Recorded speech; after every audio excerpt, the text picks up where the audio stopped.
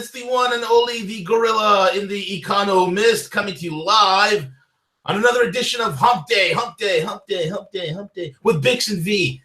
And I need no introductions, but I'm going to do it anyway for my man Bix. He's the man, the myth, the legend. He is the pathfinder on the road to Ruta. He is the baron of Bitcoin. He is the sultan of Silva. He is the Gandalf, the grand wizard of gold. He is none other than Bix Weird. The men hate him, revile him, they're jealous of him, and the women want to be with him. The one and only, the boy who is the golden boy, the only true golden boy from California, Bix Weird. Bix, how are you, sir? I'm good. You've lost it. You've completely lost it. What was that accent? I don't even know what that was. I don't even know. It just kicked in all of a sudden. I think it's the combination of too many macchiatos this morning, brother. You've been entrained by the Hollywood machine. That's what it is. I'm trying to break away. I'm trying to like decondition myself, but this keeps coming out, sir. I cannot overcome it. I think all my how's life on the Grizzly Path? The life on the Grizzly Path has been so far. It's been pretty good. I'm trying to pre-order my Nintendo Switch. It can't pre-order it anywhere. It seems like the device is sold out everywhere. And yes, my Nintendo. I'm trying to pre-order a Nintendo Switch. What's a Nintendo Switch? I am completely lost when it comes to it is a console. Are you ready for this? Are you sitting down? I am. Yes. Okay. It is a console that you can play attached to your television. And at any moment, Bix, at any moment, you can just take it right off and it becomes a handheld device, voila, that you can take with you anywhere. So my youngest, who sits in front of the TV playing every video game known to man, can now actually walk outside and play his video games and block out every single human being out there, huh? Correct. That's just great. Yes, he no longer needs an additional smartphone to go find his Pokemon. He can bring his Nintendo Switch with him and find Pokemon on his own, man. Great. Sold out everywhere. I can't find it for the life of me. It's a little trip down memory lane. That's all, being an 80s kid, so. Yeah. Well, anything that doesn't involve Bitcoin or silver, I don't really think about or talk about. Well, what if I told you there's going to be Bitcoin exchanges that you can set up with your new Nintendo Switch app? Well, that would work. Well, depending on what those exchanges are, which we'll get into. We'll get into that later. Anyway, bro, let's start off the broadcast. Our favorite bank, a traditional bank that is always mentioned upon this program, is once again in its news because of the wonderful earnings report that has come up with it. So, Deutsche, what's going on with Deutsche? Well, they're going to axe the bonuses by 90%, I hear. Oh! Well, I don't know why the 10% made it through, but crazy. But rumors last year, that China was going to bail out Deutsche Bank's derivative book for a little while seem to have come true because they didn't implode yet. Yeah. And nobody talks about the derivative losses anymore. And that apparently has been swept completely under the table, at least for now, which is really interesting because, we're hitting that point now where Europe is imploding. The sovereign debt is imploding and Greece is going to need another bailout and these Italian banks are going down. Everybody's been kind of just waiting on the new Trump administration. And it's really bizarre to see the whole world kind of on hold until the Trump people get in place, which supposedly is going to happen in a couple days, 2 days now. It's not a done deal yet. Yeah. But yeah, it's kind of crazy out there, and I'm very afraid for America. George Soros is paying for everybody to go ballistic. Marching on Washington. And I did hear of something called, what was it called? Bikers for Trump. Yeah. Has got like 200,000 bikers going to Washington to kind of counteract the Million Woman March. The Million Woman. It's going to be basically Rachel Madcow, Rosie O'Dumful, and Susan Saran Wrap, and maybe a few other Hollywood leftists that are going to be marching in that so-called 1,000,000 minus 999,000 march.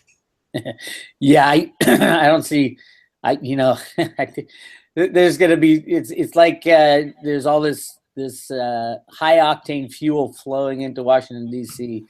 and they're taking out the guy who is in head of security. What is up being with that, removed at 12:01 at the moment of the swearing in?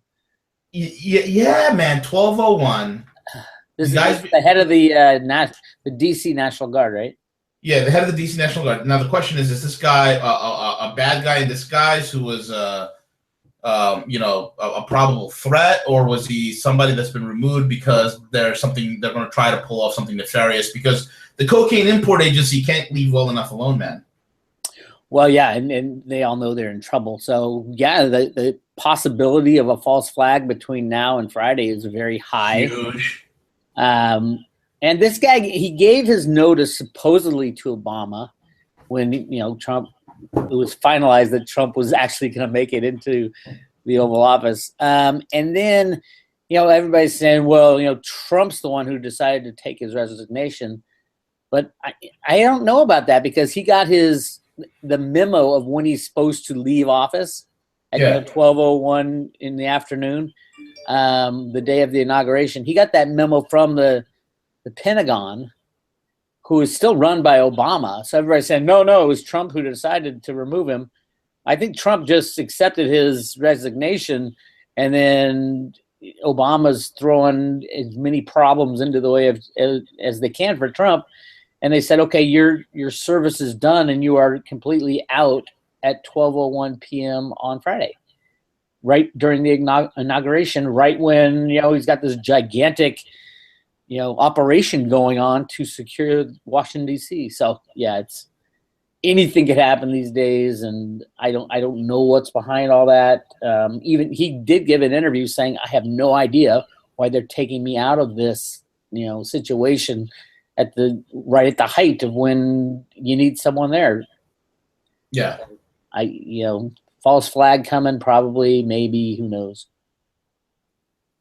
Right. I mean, there's a lot of things that are being built up whatsoever. I mean, it's crazy. Like, we don't quite know who's doing what at this stage. There's such a fog of war from people from like guys like us who are on the outside looking in, trying to decipher it to the best ability that we possibly have.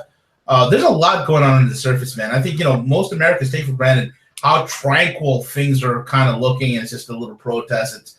But there is an internal war that is definitely raging, bro. I'm with you on that. And I mean, if we want to talk about the Trump appointees for a little bit here, sure. I think there's some that are completely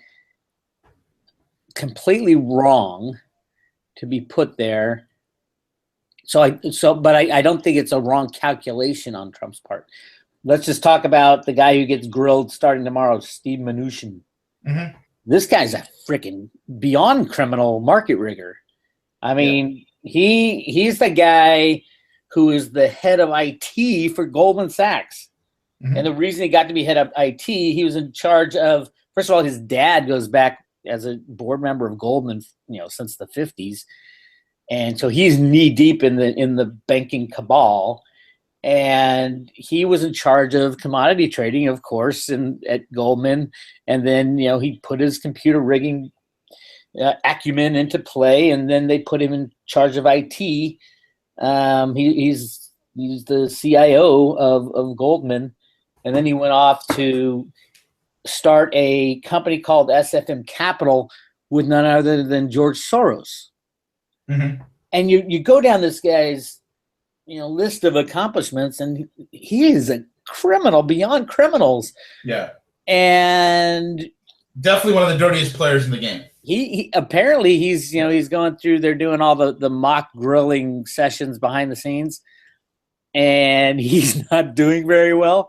I have a real sneaking suspicion that Trump knew that whoever he put as Treasury Secretary, the Democrats would just chew him up and not allow that person to get in. Yeah. I think Trump is putting this guy Mnuchin in just to get chewed up in the meat grinder, because there's so many things they can. I mean, he was foreclosing on old ladies in California. Wow. With they'd have like $1,000 left on their payment, but they missed it, and he ran the bank. What was it called? One West Bank. They were notorious for foreclosing, basically stealing houses from people who were, they wouldn't renegotiate the deals. So he's a grade A asshole. Oh, hugely, and he's going to get ripped apart starting tomorrow from the Democrats, who they're still, pissed off about the whole housing thing that the banksters got away with. There were hundreds of people protesting in front of Mnuchin's house not too long ago. This guy was like the point man for the bad deeds of foreclosure fraud and all that. So I don't see any way this guy's going to make it through the gauntlet of the the congressional stuff. You think he's meant to be the not only the straw man, but also the sacrificial lamb? One of many. Yeah. The other guy, the other obvious one, who I've been writing about since I think it was 2000 and it was the very beginning of when the SLV came in. I think it was 2005, 2006, something like that. This guy, Vincent Viola. Yeah. I mean, that's the guy, the head of Virtu Financial. Remember that company that never had a lost day? A day trading loss in like 18 months, a perfect record. Yep. And he was, here's his background. And now he's being put in charge of the Army, which is very bizarre. And General Mathis is all pissed off about it. He's like, why are we putting this asshole in charge of the Army? He went to West Point, but he graduated in 1977, which is like the year they had this big cheating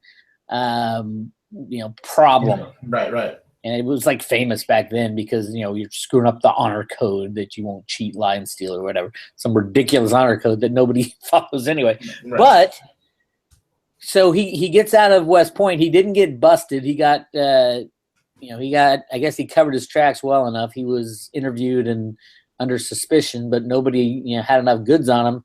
He gets out of the Army. He services, I think it's 5 years you have to do after West Point. And then he leaves and goes to Wall Street right away. And then within Wall Street, he starts computer trading, computer market rigging. He, at the same time, Bernie Madoff was developing the programs that later turned into the NASDAQ. Sure. That's where Bernie Madoff got his start. That's where he made off. That's where Madoff made off with his fortune. It was all computer rigging. I mean, that's the amazing thing. Remember, Madoff had like 5 people in his office. This guy, Vincent Viola, has the same thing, and he went off, started the NYMEX. Yeah.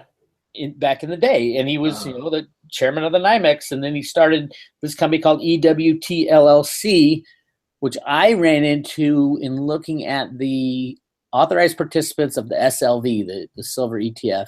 Sure. And it was only 30 employees that they had, and they controlled they were a market maker in like 30 markets around the world. They did the most volume. I'm like, how in the world can this happen?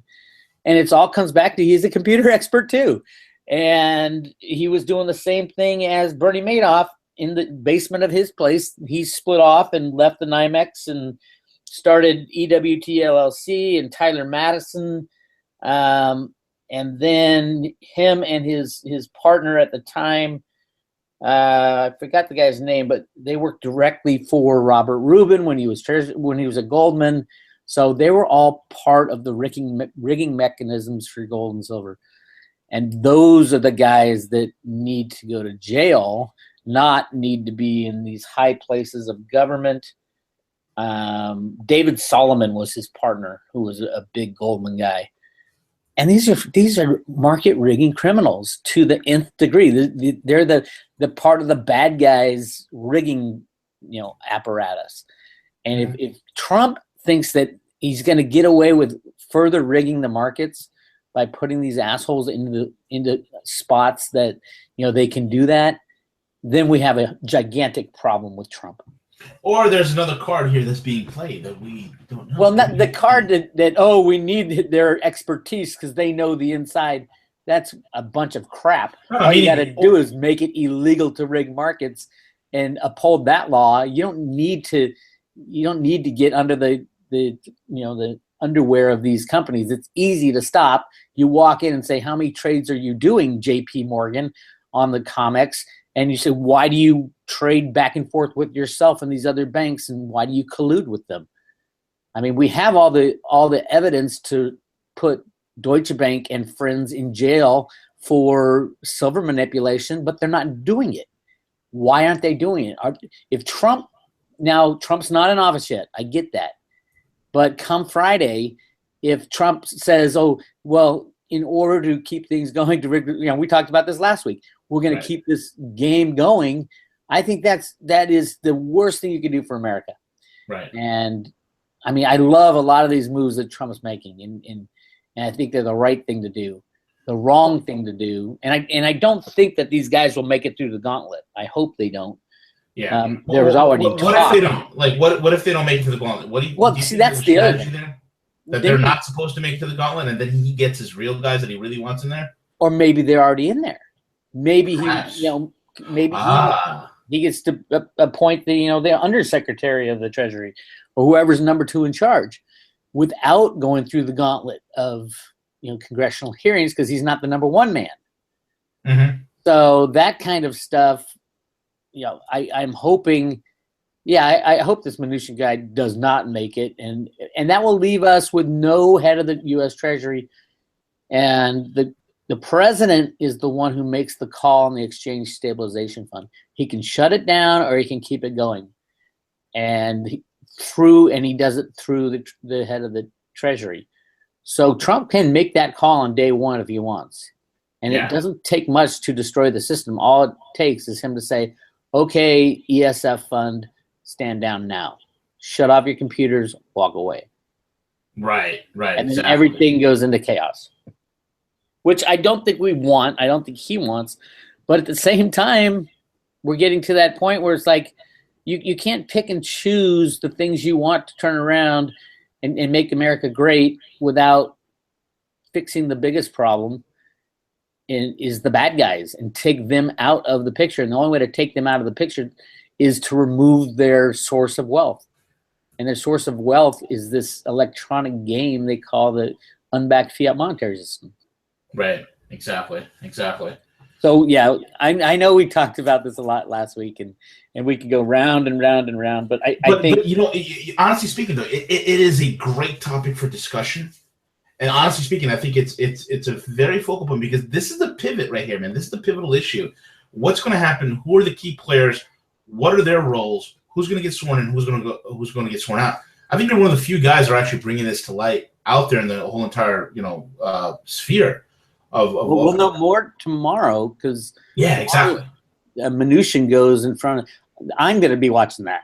I think that will be pure entertainment, especially on the Democrat side, and they're gonna bring it up. Here's a grandmother, Joanne Smith, who had $500 left on her mortgage before she owned her house outright. There was $100,000 in equity, and your bank went in there and foreclosed on it, took the money, and kicked her out of her house. Who are you? Who do you think you are? I could just see it. It's going to be exciting. Yeah, exactly, man. And it's going to be also exciting is if these guys are going to make it or not. And then on top of it, what's going to happen on Inauguration Day with all the other things? I mean, you heard about that whole entire they wanted to bomb using butyric acid. They wanted the stick bombs on the what do they call it? The Trump. The gala dance or something like that. Yeah, the deplorable ball. Yeah, the deplorable ball. Yeah, they wanted to. Yeah, there's all kinds of these people out there, the kind of activist neocon leftists that are teaming up with the true neocons, and they're doing anything and everything they can to stop Trump, or at least take away his power, because they know one thing. If Trump gets in, like Clinton said, if Trump gets in, they all go to jail. And I think we are so close to that. watch for false flags, watch for, if the good guys are in charge now in the background, I don't think anything very big will get pulled off. But if they, they're going to try, because, I mean, it's not just, pulling their name through the mud. We're talking, treason with a maximum penalty of death for some of these people in Washington. And I think, if you committed treason, you should go to trial and trial by jury. And if it's bad enough what you did, you should be killed for it. Absolutely. The law. So yeah, that's their, some of these people in Washington, on the Democrats and the Republicans. I mean, this is a life or death game for them. So yeah. Well, I don't know what John McCain and his girlfriend Lindsey Graham. I don't know what they're going to be doing. They'll be in jail. They'll be some of the first in jail. Speaking of jail, did you hear the goings on is in the Clinton Foundation? Did you hear about the FBI wiretap? It was a supposed wiretap from the FBI that caught a couple of Clinton underlings talking about money laundering right through the foundation. Did you hear about that? I didn't, but I do know they have 650,000 emails, videos, audios.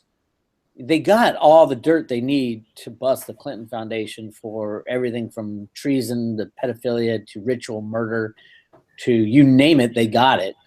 So, anything that comes to light, I think it's interesting, but it's not like they need more evidence. Yeah, exactly. So what was it? What were they saying? Well, they were saying that they caught two Clinton underlings speaking about money laundering, and they caught them with that. And then the other thing is also that while this FBI investigation is going on, this is the New York branch of the FBI alongside with the NYPD and Preet Bharara, who was like this Rudy Giuliani type district attorney, was an absolute animal at going after the Clintons, and Preet's unwavering. And so ever since the investigation had intensified, ever since they got the laptops from Uma Abedin and Elliot, what the hell's guys? The Anthony Weiner.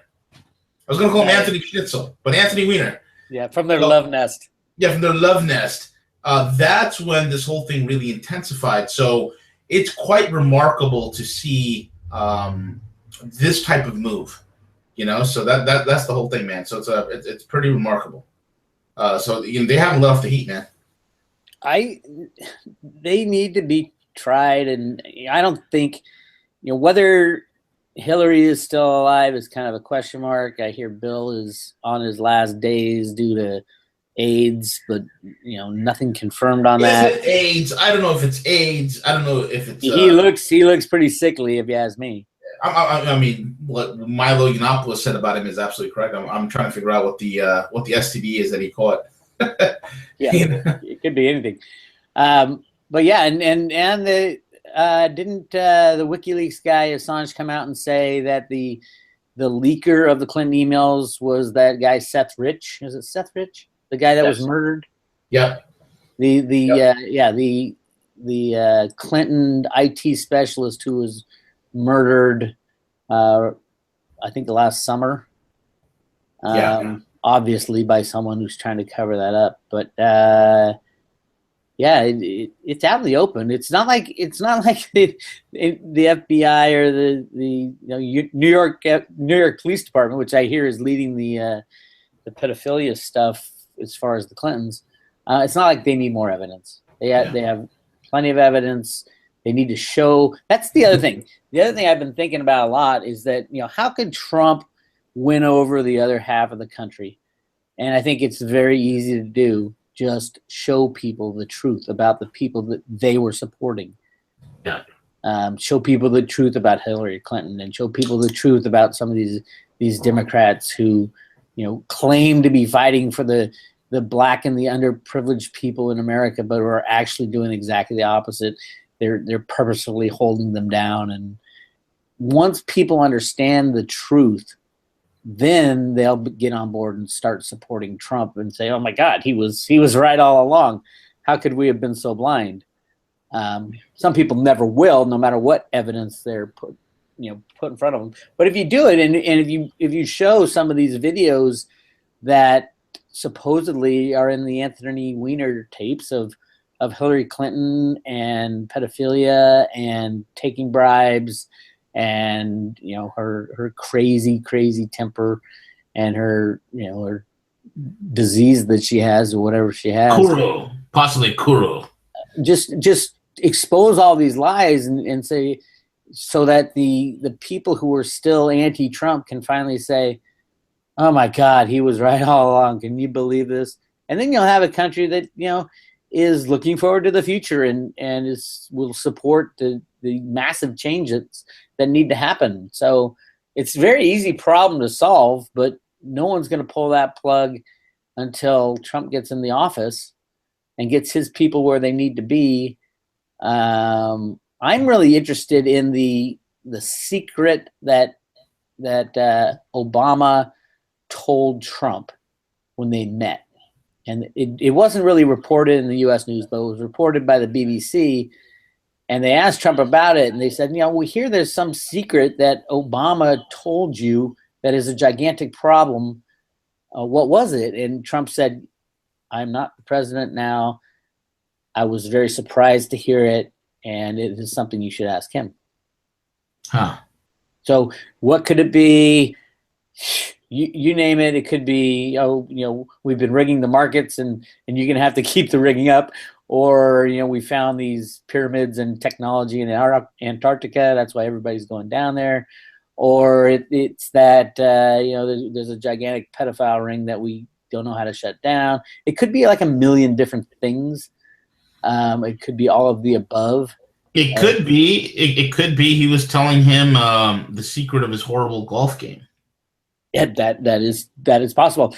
And I think he played the second most rounds of golf in the history of the presidency. Because there was somebody who played a lot of golf.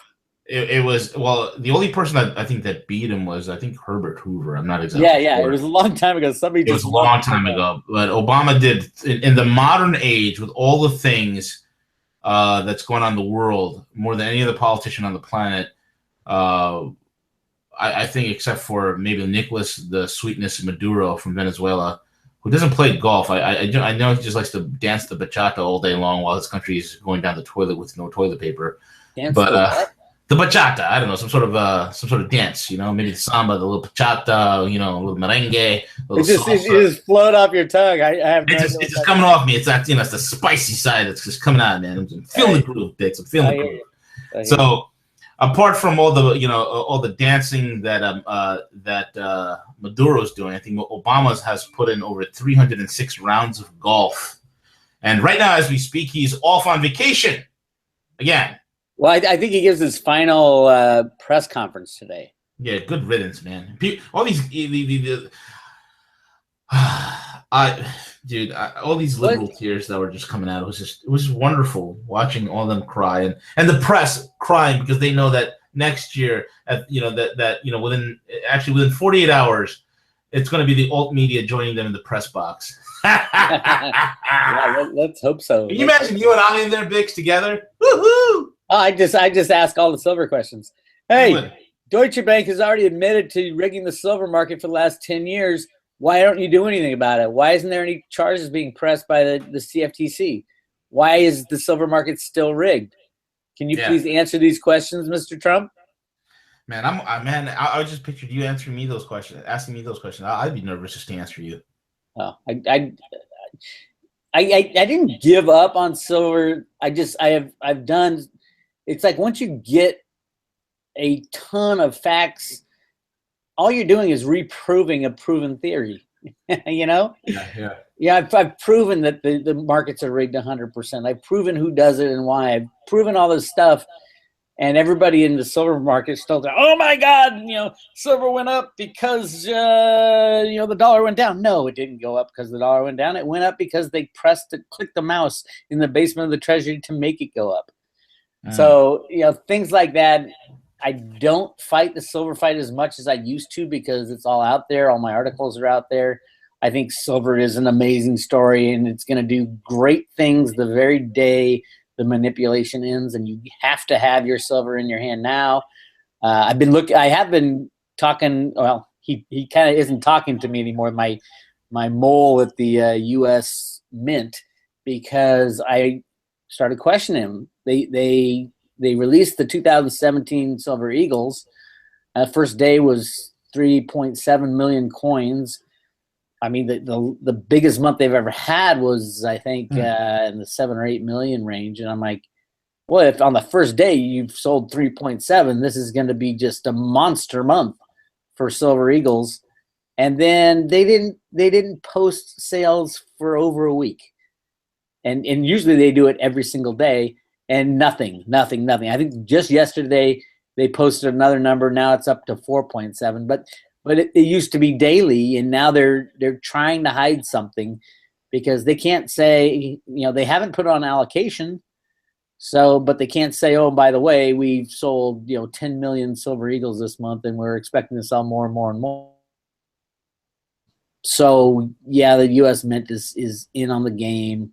They're actually one of the largest hedgers of silver, if you didn't know that, and the hedging of silver, supposedly they hedge their inventory, even though they don't have inventory because they can't keep up with public demand. So that's a fraudulent hedge book right there. And why the mint is hedging, is allowing, and they hedge it. HSBC used to be their hedger. I don't know who does it now, but they're allowing these banks to rig the price of silver because they can legitimize their massive trade. We're just hedging for customers like the U.S. Mint. And since when is the U.S. Mint a profit center? Or the law doesn't even say anything about the mint making a profit. The Silver Eagle law, all it says is you will mint coins in quantities to meet public demand. Whether or not you make money or lose money is irrelevant to that law, and they know it, and they know that it is their job and their duty to go out. If they run out of silver blanks, they need to bid higher for the silver blanks. Don't just stop making coins and say, oh, it's on allocation. Go out there and bid an extra $1 for a silver blank, and you'll get it, because they make enough to, you can do 200 million a year instead of the sub 50 million. And they purposefully do that. I'm reading all this stuff about last year was, it was an okay year for silver, but a great year for gold. The whole year it was on allocation, and they shut it down a month and a half early. So, yeah, there's a lot of fraud going on at the U.S. Mint, and there shouldn't be fraud within a government entity that is so important to our future, the minting of coinage. And so, yeah, I'll keep that fight going. Everybody should be looking at the U.S. Mint website where they announce silver sales, and they should update it every day, and they're not. Interesting. Very interesting. Which brings us to the next thing, my friend. Bitcoin, got to be. Bitcoin? Yes. Loving Bitcoin. It pulled back from all-time highs as everybody expected. It's back on this high trend. Just today, it pulled back, they say, because China was, investigating the exchanges. The exchanges are the problem. Right. And China knows it. For Bitcoin to be stable and a sound place to invest, you need stable exchanges. Correct. And the two major exchanges that were under trouble, I think it was OKCoin and Hoi Boy, whatever how do you pronounce it? Hoi Boy. And they got busted for fraud, for rehypothecation, for loaning money to bid on non-Bitcoin. Yep. These are derivative exchanges. I keep yelling and screaming to people that these are they're pooled Bitcoins. So if you go into BTCC or Haboyi or whatever you call that one, you're not going to buy Bitcoin until you pull that out. Pull your Bitcoin out. That's a real Bitcoin transaction that gets recorded on the blockchain. The trading that goes on within these exchanges is just trading back and forth to other people within the exchanges. Those are not Bitcoin transactions.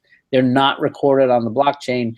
It's an exchange. It's a trading floor. The same thing goes on at every other exchange. When you buy from Coinbase, until you pull it out of Coinbase, you're part of the pool. And those aren't Bitcoin transactions. Yes, they have to go out and buy Bitcoin to put into the pool. And then when you take your Bitcoin out of Coinbase, that is a Bitcoin transaction that will get recorded on the blockchain. Anything within those exchanges or the online wallets is not a Bitcoin transaction and is subject to third-party risk. And the Chinese exchanges were going absolutely crazy with trading because there was no commissions on the trading. So they're trading millions and millions of Bitcoins per day. I think it was 5 million per day, when only 15 or 16 million coins have ever been mined. Yeah. So every day you're trading 5 million Bitcoins, something is wrong because you annualize that, 5 times 365 days in a year, because Bitcoin trades 7 days a week, 24 hours a day. So massive problems at the exchanges, and that's what China's doing. The China regulators coming in and saying, we don't want massive problems with Bitcoin. Yeah, that was the problem with the monetary system and the stock exchanges and the COMEX and the NYMEX was massive rehypothecation. It's pools of stocks and pools of gold and silver exchanges. You're not trading the real thing. In Bitcoin, they're trying to stop that practice, and I will guarantee you that the largest manipulators of Bitcoin price are the people like JP Morgan, who understand exchanges and understand Bitcoin, and they're in there to shake up the market. I think they've given up on trying to block Bitcoin. I think they have resigned themselves. It's kind of like silver. They gave up on trying to block silver. That's why JP Morgan is loaded up on over 500 million physical ounces of silver, because they know the exchange, the electronic game, is going to end, and there's a huge difference between holding your Bitcoin or your silver in an exchange versus holding it in your own hand. And it's amazing. We're at an amazing time. The big question left for me is, what's Trump going to do about manipulation in the markets? Yeah. Because it'll piss off all his friends, because all his rich friends will end up with zero, nothing. Other than the ones who know to hold gold and silver, and I think very few of them know about Bitcoin, but some do. It's clear that a lot of U.S. Government representatives in Congress own Bitcoin and are getting ready for that transition. The whole thing is that is the 800-pound gorilla in the room, no pun intended. What is the manipulation? That's the last shoe to fall, bro. Oh yeah. The last shoe to fall. And you could tell manipulation through volumes. Yeah. You're trading a commodity like silver. Maybe there's in the world physical silver that you can get your hands on. Maybe there's 5 billion ounces, including all your T-sets and your solar panels and all that. But the reality is, when the markets are trading, the COMEX, I think, traded 80 billion ounces last year. The LBMA is over 100 billion a year. I mean, it's insane. And the monetary silver is maybe 2 billion ounces out there, and you're trading 100, 200, 300 times the amount of physical out there. And there is no exchange that values the price of physical silver. They're all electronic exchanges.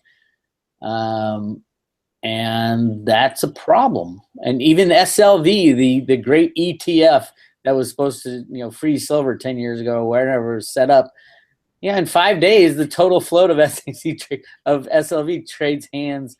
And no, they don't put, the shorting. They allow shorting on gold and silver ETFs, which means that people who buy the ETF expect the manager of the ETF to go out and buy silver for them and put it in that exchange. It's not happening. They just short it, and then they'll cover their shorts after a while when they can find the silver.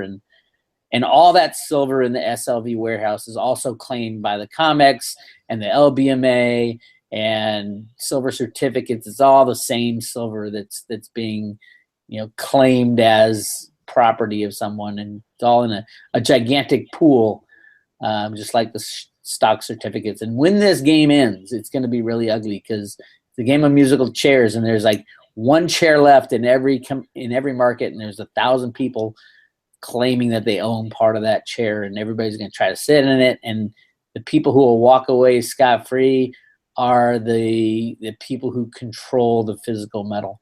J.P. Morgan, great example. Or the warehouses in London where they keep the SLV silver and the GLD gold. I mean, at the end of the day, he who holds the metal makes all the rules, because they'll just walk away with it, because the paper game is over. Well, they call it paper. It's really electronic, but it's over. And the day that everybody realizes that is going to be a very scary day indeed. Yeah, absolutely, man. It truly is. Did you hear about all the hubbub in Davos? The latest information coming out of Davos, man, which you might find very funny, and I think you and I would both get a very good laugh at it, was my favorite, the giraffe-necked woman called Christine Lagarde, who is sitting in a panel, mind you, wearing a jacket that has extremely large collars in order to hide her giraffe neck. And you want to know something? I'm telling you, man.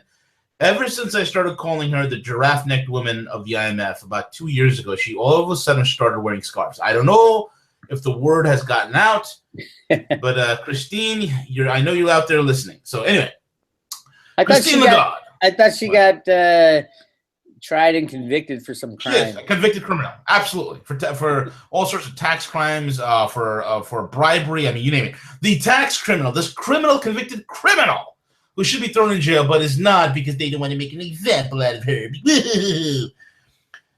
She is sitting in Davos with none other than Larry the Lurch Summers.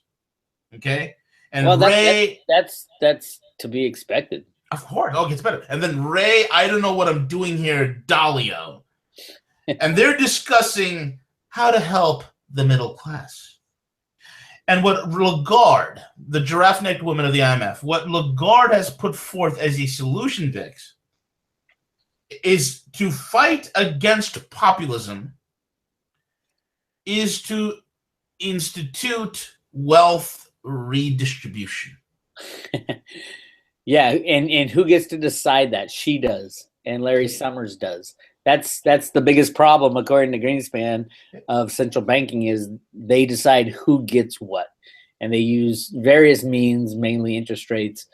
And yeah, that's a game that, see, they've lost the place of authority is the problem. When the crash happens, no one's going to believe the people who were in charge of the old system, and that's another reason why the manipulation needs to end and the crash needs to happen, is because we need to take out those people who claim monetary power these days. The people in the IMF, the people at the Fed, people at the Treasury, the people who have run our system for so long, the George Soroses of the world. We need to crash that system, because a new system, everybody agrees a new system needs to be put in place. The question is, how do you agree on a new system? And that's the impossible $64 billion, trillion dollar, quadrillion dollar question, is that it can't be done, is the reality. And the IMF is going to want to jump in and say, hey, we have special drawing rights. And if the system has crashed, everybody will look at the IMF and say, hey, you belong in jail. Why are you telling us about these things called special drawing rights? Here's a special drawing right. I specially draw your name out of the hat to be arrested.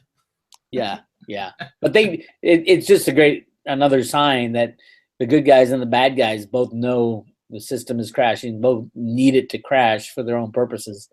And yeah, the Larry Summers of the world, who, the scariest thing about Larry Summers these days is he's on the board of 21 Inc. And 21 Inc. is that Bitcoin company that's trying to put a Bitcoin mining chip on every cell phone, which I think is a great idea, and they'll be the richest company in the world. But having Larry Summers there is a problem. Exactly. And then knowing Larry the Lurch Summers, Larry Lurch Summers would probably have some sort of backdoor to that chip, while your smartphone is mining Bitcoins, every Bitcoin that it generates will probably be recorded back to them and then reported to some governmental agency. Oh, definitely.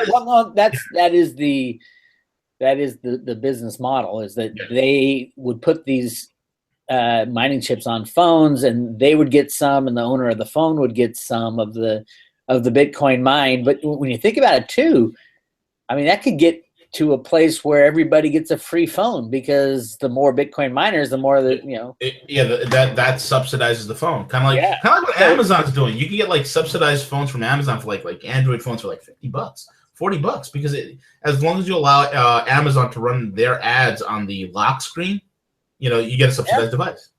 I mean, there'll be new business models taking place. There's all kinds of things coming down the pike. Everybody is just on hold around the world, waiting for the Trump administration to get in, waiting to see if the United States can do this thing with a smooth transition or not. I believe not. Unless you're going to try to rig the markets.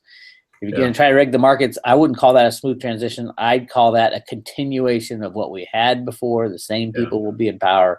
The same misallocation of wealth throughout the world will still be intact. And at the end of the day, even if Trump tries to give it a couple months of market rigging, or slowly let the price of silver and gold rise, the reality is you're basing the system on fraud.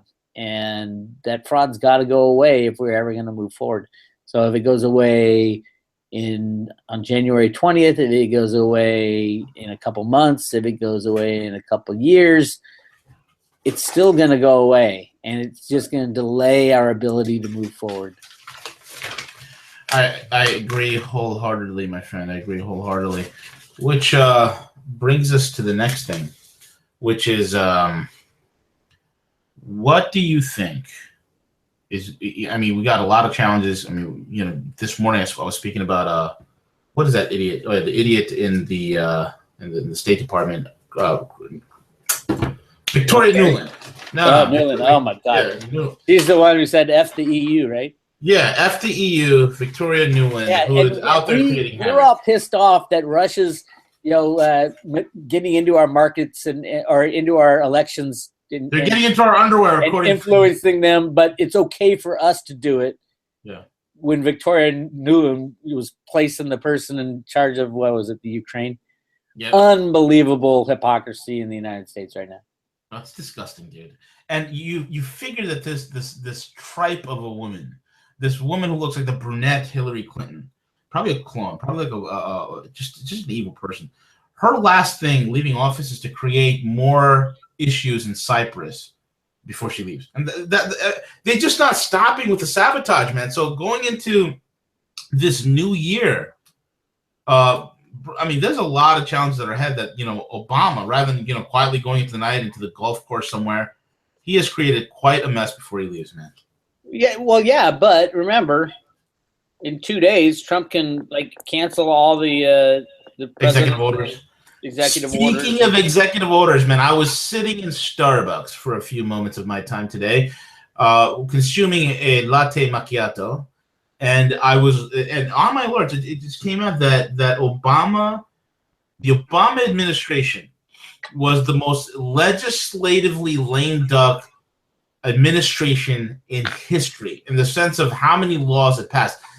He passed less laws under his guidance, under his observation, than Jimmy Carter did. And Carter was a 4-year unpopular presidency, right? So this guy, 8 years sitting there, he passed like nothing. Practically nothing. Obamacare. Well, what he did was use the executive orders. Executive order. And that he did with aplomb. He did with, he set records with that, man. Yeah. Yeah. And executive orders are, if you ask me, I don't know. I don't think they've ever gone to the Supreme Court and said, hey, let's talk about these things called executive orders and whether or not they're constitutional. Yeah. I don't think they are at all. No, I mean, that's passing law without going through Congress. Yep. I mean, yeah. Guy's a tyrant. Where is the where's the legal system? Where's the Supreme Court saying, hey, executive orders were not part of the Constitution. They haven't been added to the Constitution, I don't think. No, never. So why are they legal? Why do we listen to them at all? And how it's like, how can Obama change, the Affordable Care Act after it was passed into law and then add all these addendums to it without going for approval? Exactly, man. I mean, the whole system is so, and then it kind of gets back to that, on the conspiracy side, is this really the United States of America, or is it the United States of America Corporation, which supposedly happened in the 1800s? They changed our governance. Yeah. When the U.S. went bankrupt, I don't know. The 33 bankruptcy. Right. But you got all kinds of things behind the scenes that may have been agreed to or not agreed to, or a legal system, thought it up. At the end of the day, the legal system needs to change.